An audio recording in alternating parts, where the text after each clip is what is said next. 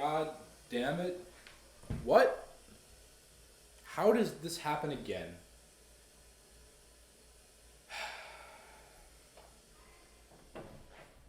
One time is like, whatever, but 2 times, like almost consecutively? Jesus. Hey.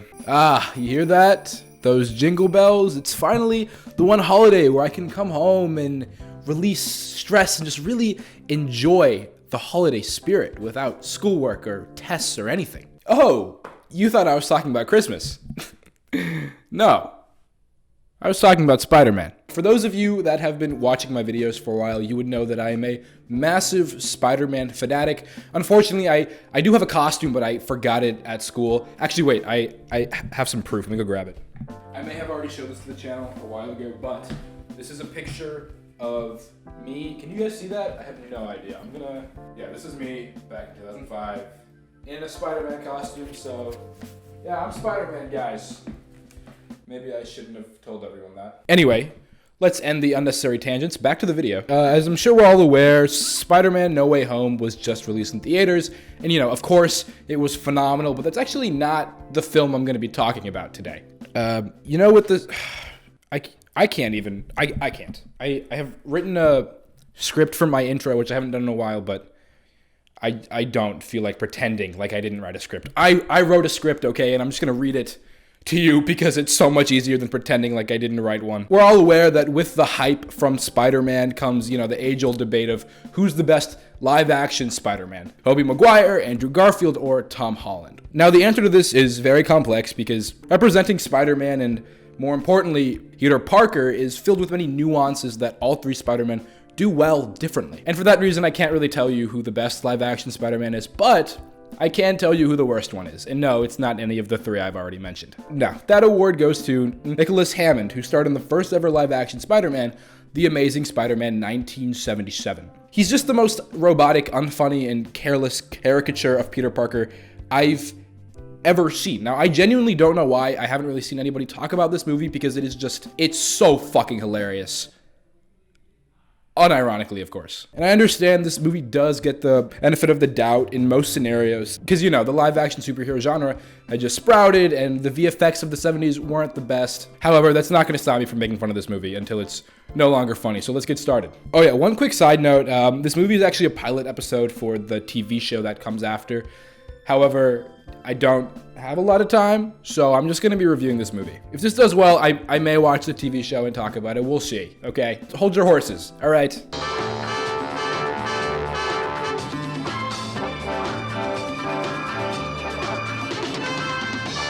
I love the intro for this movie because it really shows like the strengths of the 70s. For those of you that are younger than the age of,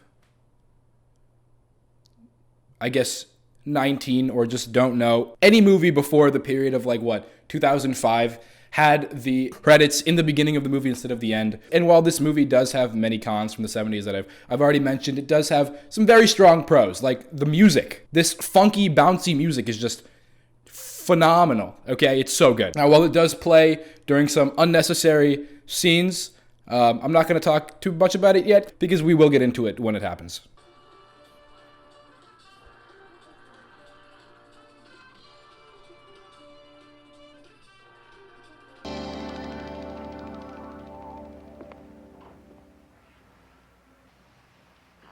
So this film starts off with a doctor and he somehow gets mind controlled and sent somewhere else, and the patient is like really, really confused because, you know, his doctor walked up and got away. That doesn't normally happen. What's the matter with you?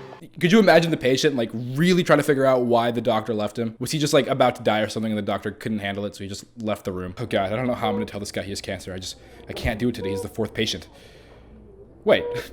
I don't have to. I quit. Okay, bye. And then it cuts to the same thing happening to a lawyer.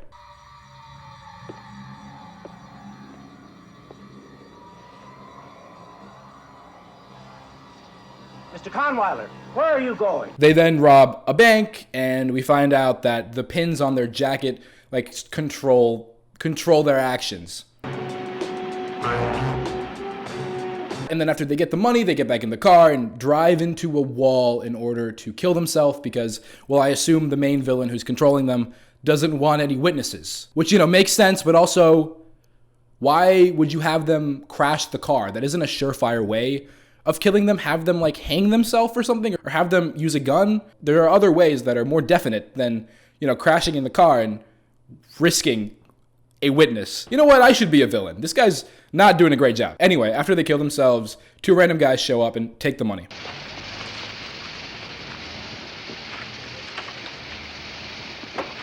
It cuts, and this is where we get our first look at the Daily Bugle and an introduction to Peter Parker, who is fitted as fuck. Holy cow, this dude is like dripped to the T. Which, by the way, this is another pro of the 70s. You know, the fashion was insane. Whoever was in charge of the wardrobe deserves a raise, seriously. Assuming they're still alive. I'm not running an art gallery here. I need pictures that jump off the page, grab the reader. Sorry, Parker, they're not for us. We then get a look at J. Jonah Jameson, who is only one of 3 characters that are actually taken out of the comics. The rest of the characters in this movie are completely, like, made up, which I guess, you know, forms originality, but it also defeats the purpose of a comic book movie. I don't know. I will just roll with it. And then in JJJ fashion, he tells Peter that his pictures are absolute shit. That's what you keep telling me, but I always see this fancy stuff. Do us both a favor. Forget it. JJ, I told you it was something crazy about that bank robbery. And then we're introduced to another employee of the Daily Bugle, Robbie Robertson, played by Hilly Hicks. That is a lot of alliteration. They then learn about the bank robbery and that the main villain, the extortionist, demands $50 million or else he's going to kill 10 people. Further details in the letter demand a sum of $50 million to be paid on Friday at noon. $50 million is a large amount of money, especially for the 70s, but go big or go home, I guess. It then transitions to the laboratory, which is where Peter Parker works, and we meet his co-worker, Dave, who is fucking hilarious. In fact, his quips are so quippy, he reminds me more of Peter Parker than Peter Parker. Hey, Evel Knievel. What? You forgot to put your film badge on. Oh. Of course, if you want to live dangerously, that's your business, but I figure if any radiation gets loose in here, we ought to know about it. Dave, do you believe in mind control? I could get very funny about this, but I have a feeling you're serious. Some guy says he's going to have 10 people kill themselves unless the city pays him $50 million. Why didn't I think of that? Then the mailman comes in and, you know, has a package for Peter, drops it off, and then finds out that Peter doesn't have the money for the package, which is just weird in general, because why would you order something if, I don't know, you don't have the money? It's COD, $46.20. Pay the man. Oh, I don't think I have that much on me. You're right. Oh, wait, Dave, lend me $30, would you? Thanks for the compliment, but I don't even know where I'm going to eat dinner tonight. How about your aunt's place? Aelfs, am I right? Remember how I mentioned how great the music was? Well, unfortunate as it is, the music only plays for really a third of the movie, and you can really, really feel the dry absence when no music is playing, especially during one of the most important parts of Spider-Man's story, the spider bite. The way it's played out in this movie is that both Peter and Dave are working on a science experiment that requires radioactive waste, and there's a spider in the experiment, and the waste accidentally spills on the spider, making him, you guessed it, a radioactive spider. It then gets loose, and Peter is doing some shit, and he accidentally gets bit by a spider. But it's so anticlimactic, I laughed my ass off.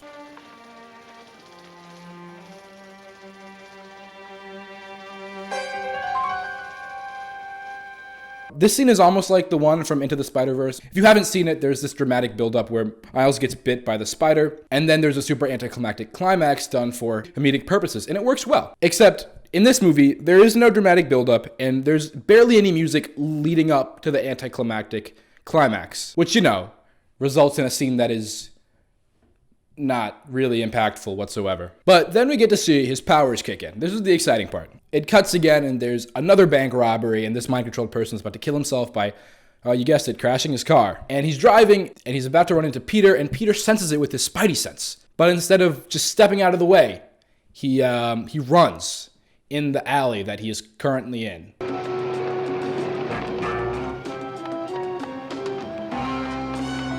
So anyway, he runs, and then he's met with a wall. So of course, instinctively, because he just got bit by a spider, he's going to be like, oh yeah, I got bit by a spider. Let me climb this wall because, maybe I have spider powers. They really could have made him jump over a car or even stop the car, but I guess this works. Anyway, he climbs the wall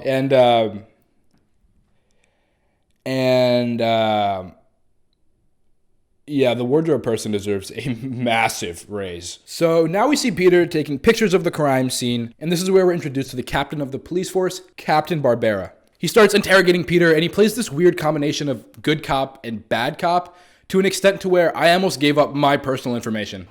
Hey, you! You know the man? No, sir, I never saw him in my life. That's another of life's little mysteries, huh? Get this innocent bystander's name and address. Where's the money? It wasn't there. Hey! Hey! Kid, come here! Who came near it after it hit the wall? I don't know that either, I'm afraid. Don't be. I'll give you police protection. You know what I mean?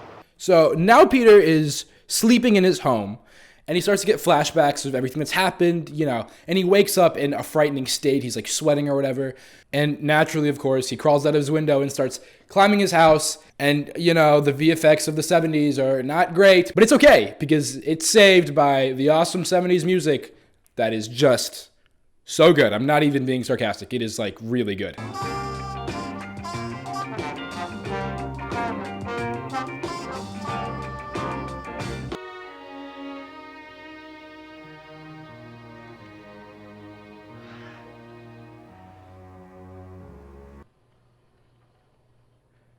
So anyway, he's back inside his house, but Peter hasn't had enough yet. Climbing his house clearly just isn't enough. So he picks a really inconspicuous location, a full parking lot. He picks a full parking lot to climb walls. What? I don't understand.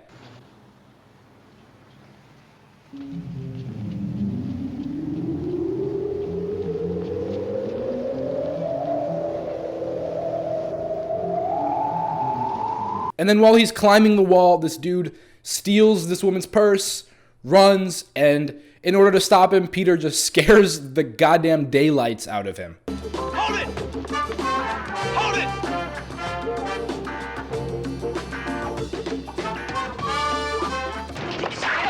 The guy on the wall? He's climbing the wall. That backlist was a junkie. I saw him, I tell you. I mean, yeah, if I stole something and was running and I look up and I see this dude climbing a wall, I would shit myself too. And then, to no surprise, a crowd of people see him. His identity has been given away, and we're only 20 minutes in. Yeah, he's right, officer. I saw him too. Right there, coming down the wall. What's the matter with you people? I saw him. I couldn't believe it. And to make it even worse, when he goes back to J. Jonah Jameson, instead of denying the existence of Spider-Man or even saying that, I don't know, Spider-Man? What? Who's that? I don't know who you're talking about. He just makes his case 10 times worse. How many legs do he have? Well, 2, of course. He's a man. You just said he was a spider. Spiders have got lots of legs. No, sir, he's like a spider. He can do the things a spider does, climb walls and spin webs, and he's very, very strong. How do you know that? We haven't seen you spin any webs or lift anything heavy. You're just making shit up on the spot. He's just like, oh yeah, if I say these things, they'll happen. I also have a super hot girlfriend. Oh, no way. What's even more unbelievable is the fact that nobody is seeing through his terrible lies. Were people in the 70s just not as smart as they are now? There is a Spider-Man? Yes, sir. You're sure? Very sure. This dude does not care about his identity whatsoever. Well, what does he look like? I don't know, dude. Ask the crowd of people that saw him climb the wall. These people are probably traumatized seeing a man climb a wall, super like 50 feet. If they see you in public again, Peter, they're gonna be like, wait, I saw you climbing the wall. You're Spider-Man. Movie over. Well, you said he climbs up the size of walls, right? Well, then my guess is he's wearing sneakers. Oh, right. Because sneakers help you climb walls.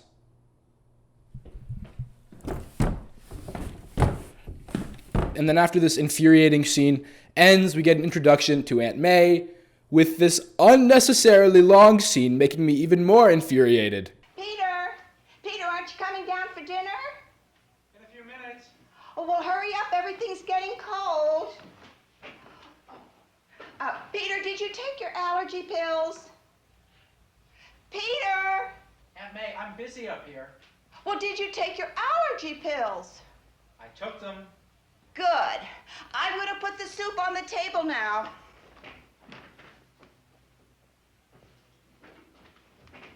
Did you hear me? Yes, Aunt May, I heard you. Oh my God. We could have shortened that by like 30 seconds easily. What? You already told him there was food on the table. You don't need to tell him again that you're putting soup out. So just take that part out. Now you have, okay, there's food on the table. It's getting cold. Did you take your allergy pills? Or you could just wait for him to come downstairs and then ask him while you're eating. Come on. I don't have a long attention span. That may be partly due to today's age of social media, but still, that's unnecessarily long. Okay, and now we get a look at his Spider-Man suit, which unfortunately we didn't get to see him putting together. That would have been, you know, cool. But it's not that bad. It's not that bad. The eyes are just really scary. Other than that, everything's fine. I actually really like the suit.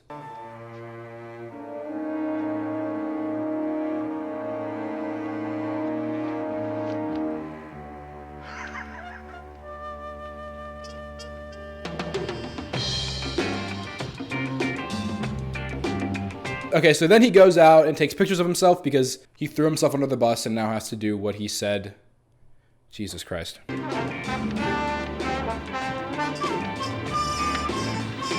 He hands them to J. Jonah Jameson, who still doesn't believe him, thinks the pictures are fake. You sure these are genuine? Oh, come on, JJ.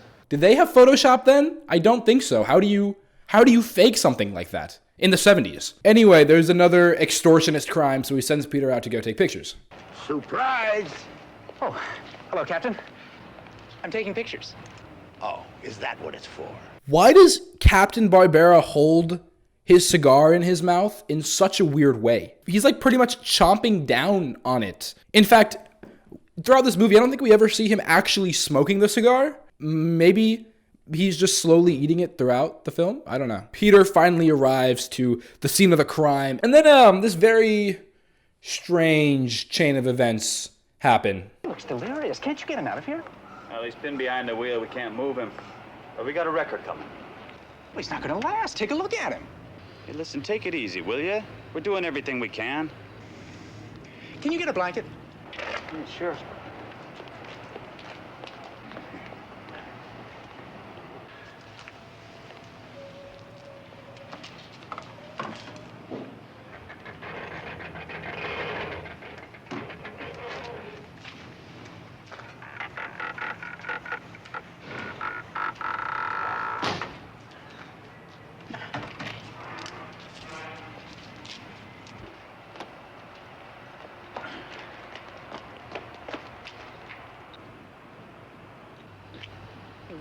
What happened?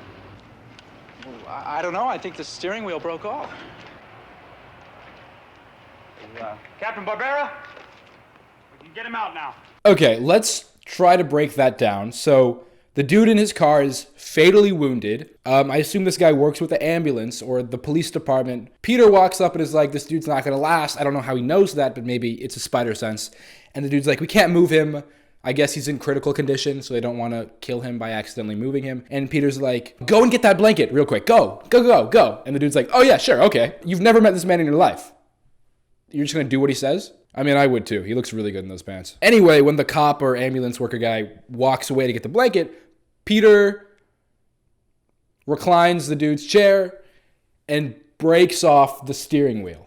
Okay, well now we know that he's strong, like he said, but why did he do that? Why did he break off? Am I missing something? Why did he break off the steering wheel? And then the dude comes back with the blanket and he's like, what happened? You know, which is an appropriate response because the steering wheel was just connected to the car and that's not there anymore. And Peter is just like, oh, I don't know. I think the steering wheel broke. Dude, you're so bad at hiding your identity. And then the cop guy is just like, oh yeah, makes sense. Let's get this guy out. What?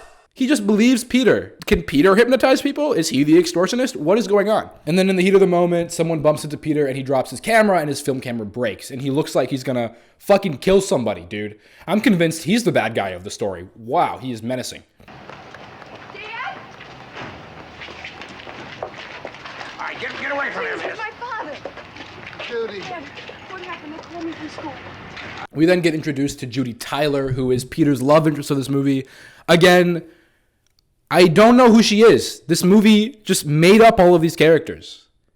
I have no idea who this is. Miss Tyler? Your father, he's with the university, isn't he? The English department. Yeah, I've seen him on campus. My name is Peter Parker, and Peter introduces himself to Judy, and Judy doesn't know who Peter is either. No idea. None. She's just in shock because, she just found out her father robbed a bank and is now almost dead, but she just lets him hop in his car. This dude is a master manipulator. What is going on?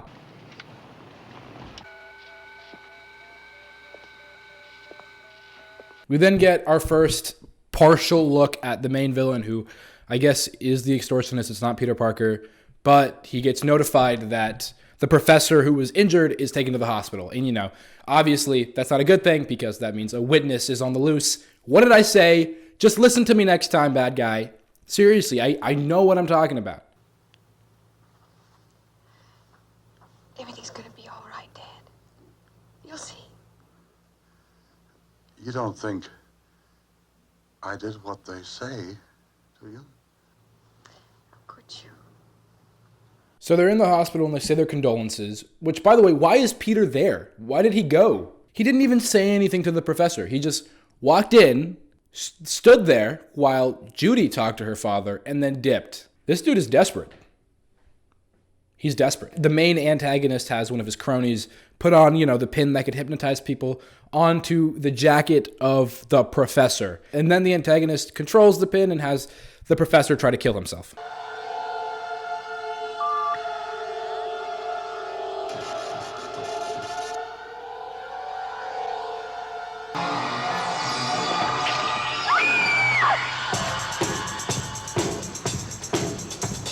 Okay, so many things to say. There was really dramatic music. They were on point with the music. And then Judy, I guess, has Spidey sense too? Because she's like, Dad is falling. How did she see that? Did she just know? Maybe she was bit by a spider as well. The music suddenly changes again. It was dramatic and then now it's super funky. And I'm like grooving and this guy's about to kill himself and I'm like, don't die! But also this music is great.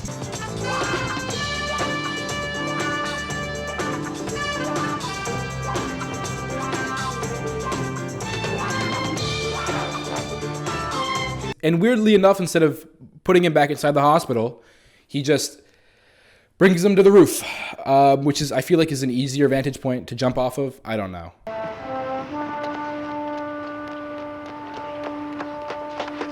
where were you? You missed everything. What? Why does he look upset? Oh my God, where were you? My dad was about to kill himself. I just saved him. What the hell is wrong with you? You didn't see me up there? You don't know I'm Spider-Man? I've been giving so many hints. So then Judy and Peter are walking and she tells Peter about this cult thing that her dad was a part of and how she wants to do it. And then we get the name of the leader of this cult and also the name of the main antagonist. My dad really swears by his. And the leader of the group is a guy named Byron. If I see one comment, if I see just one, I'm gonna lose my shit. So Judy really wants to go to the cult because her dad was apparently, a huge advocate. So she wants to see what it's all about and maybe to see if they can help her dad. So Peter goes with her and we get to see the leader of the cult and also, the main antagonist. I'm not even going to say his name. I'm just going to refer to him as bad guy. Just bad guy. Change it. Jesus Christ, he is horrifying. He looks like he's made out of rubber and is melting. It then transitioned over to Captain Barbera, who is interrogating the professor who's, elderly and in critical condition and just asking him the most hard-hitting questions. Who's the big mastermind? Who's the screwball who put this idea in your head? I don't know. We're back to square one. This guy's acting his ass off. I have to give him props. He's doing a really, really good job. He would play a much better J. Jonah Jameson than the actor that they have playing J. Jonah Jameson. Happiness doesn't sit on a shelf waiting for you to come pick it off. You're in love with the idea of happiness. But if some real joy comes along, you're so locked up in yourself you don't even recognize it. So then it cuts to the meeting that's taking place, and the bad guy is just giving, his rants about happiness and how happiness isn't something you can pick from a shelf. it happens all the time. You just can't see it because you're all caught up in your own thing, which makes sense. That has a lot of truth in it. There's nothing really fishy about this cult yet, but Peter gets really suspicious for no reason, and there's no like reason for him to be suspicious at all. Maybe firing sessions will help. I can't wait to start the training. I don't know, that guy Byron. I mean, all he wants to do is put people down. He's not interested in helping. I'm sorry, I forgot my allergy pills. Well, a lot of what he said made sense. Okay, there's two things I want to talk about with this scene.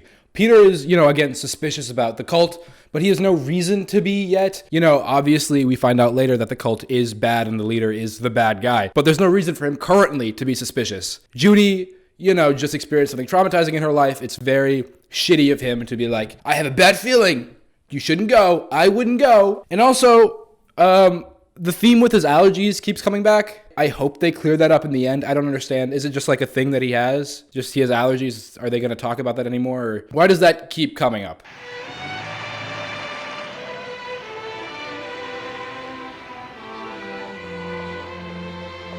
God damn it. That's America's ass. We then get shown Peter back in the lab making his rendition of the web shooter. And I don't know. This scene has no music. It's like completely silent. I feel like it could have used some like science-y nerd music or something. I don't know.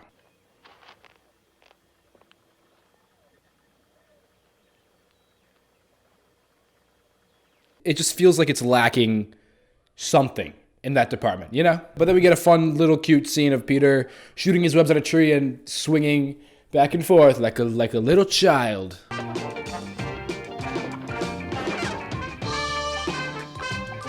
You wish that were you, don't you? Having that much fun. But then he gets suspicious again about the cult and goes to investigate in his spider suit. Which again, why is he suspicious? He has no reason to be.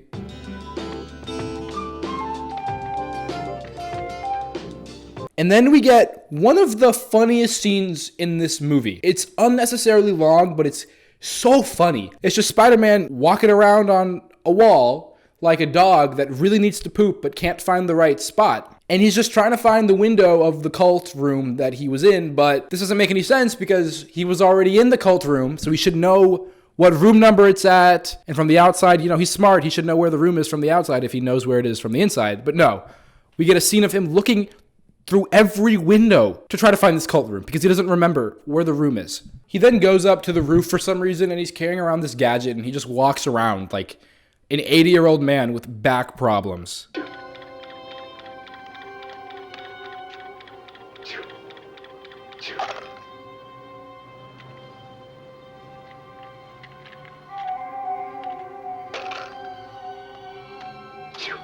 Wait, what? We still don't know what the gadget is. We haven't been introduced to whatever he's holding.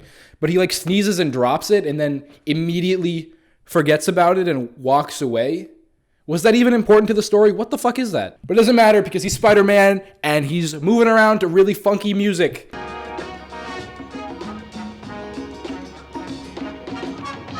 And I do have to admit the POV shots of him climbing the wall are pretty cool. We can't wait any longer. I've programmed them all for the final step. So here we find out that the bad guy has told his hostages to commit to the final step, which I assume is, going to commit suicide unless he gets $50 million.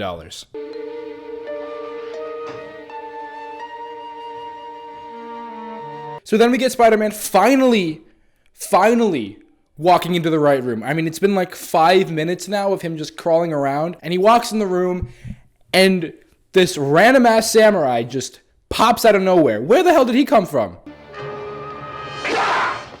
Oh, don't worry, because there's much more where that came from. 2 more to be exact.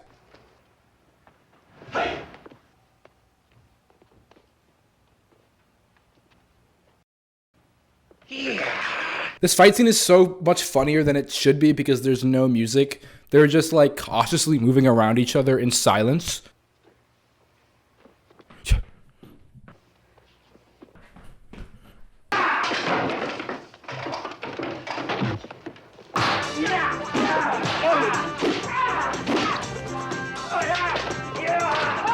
Why did he just throw his stick at Spider-Man? What is that going to accomplish? You're supposed to be... I assume you're a trained fighter. You just... What the hell was that? What was that? What's that? Just realized that does not look kid-friendly. I'm not going to be too harsh on the fight scenes because, again, this is the 70s. Live action superhero films were just being released, so I get it. These fight scenes are actually pretty good for the time period. I won't be too critical. The fight then goes up to the roof, and Spider-Man escapes by swinging on one of his webs. But wait, what was all of that for?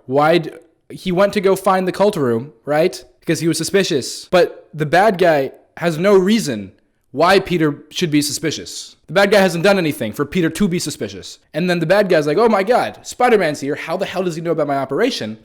Let me spring 3 samurais on him. And now that Peter knows that the leader of the cult is the bad guy based on a suspicion with 0 evidence, he goes back to the cult to see if he can join so that I guess he can stop the bad guy from the inside. Wow, I am just on a roll with non-intentional, not kid-friendly jokes. I've been talking to some of the other people, and I would very much like to take the program.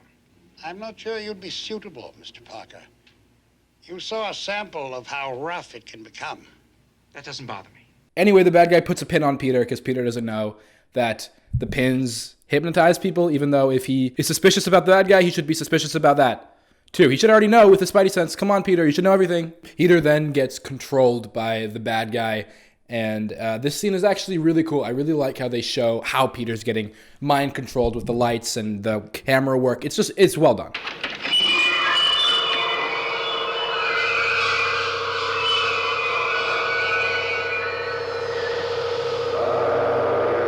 We then get Peter shown in his laboratory, and he's like looking at the waves again, trying to figure science stuff out about the bad guy, and he picks up the gadget that we were shown earlier, but we still have no idea what it is or what it does.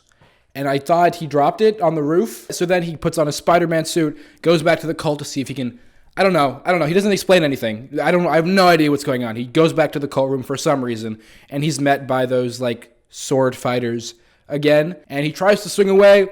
But instead, this time, the sword fighters learned. They grab blowtorches and goddamn torch his web. They set it on fire. Couldn't you just grab a pair of scissors and cut it? What? Well, it works. Somehow. And Peter falls to his death and dies. And that's actually the end of the movie.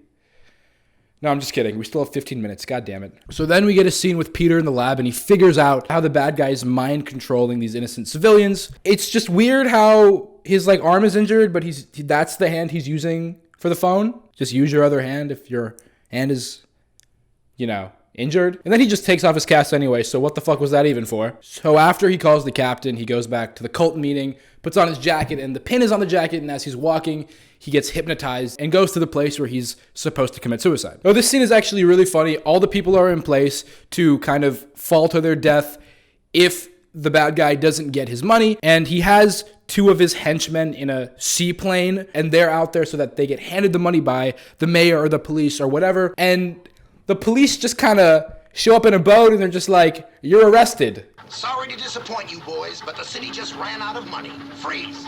What? The bad guy really had this whole thorough plan, and the police are just like, yeah, fuck those civilians. You're arrested. You're going to jail. What? What? Okay, well, all right. I mean, okay. I guess they don't care about these innocent civilians then. The bad guy's just like, oh, the mayor really does not give a shit. Okay, my plan is completely ruined. Let me just kill these civilians then. Jesus. So then it cuts to Peter Parker about to jump off a building, and the most convenient thing happens.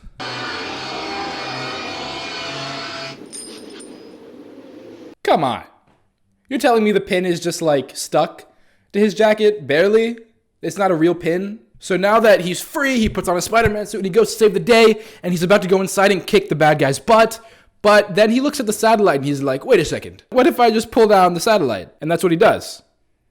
And then the movie ends. I'm not even joking. That's how he saves the day. Which, I mean, shit, work smarter, not harder. That's what I would have done. But then something weird happens. The bad guy becomes hypnotized, even though his machine and stuff broke and everyone's unhypnotized. He's not even wearing a pin. How does he get hypnotized by his own shit? That isn't... Whatever, we're almost done. Let's just get through this. So then Peter goes back to the precinct where he sent back the hypnotized bad guy and talks to the captain of the police force. Where were you?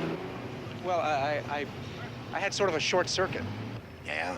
Well, next time you're going to end up in jail for giving false information. Can you do that?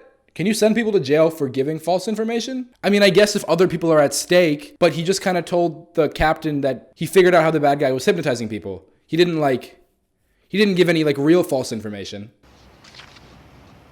It's incredible. How come you're the only one who's able to get pictures of him? Simple. I believe.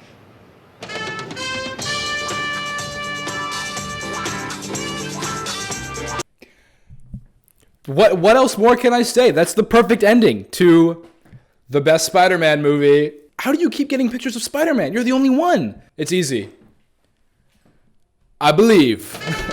I'll see you later, JJJ. I got a hot girlfriend now. That's a great transition to Christmas, you know, because Santa's still out there, and I actually take pictures of Santa.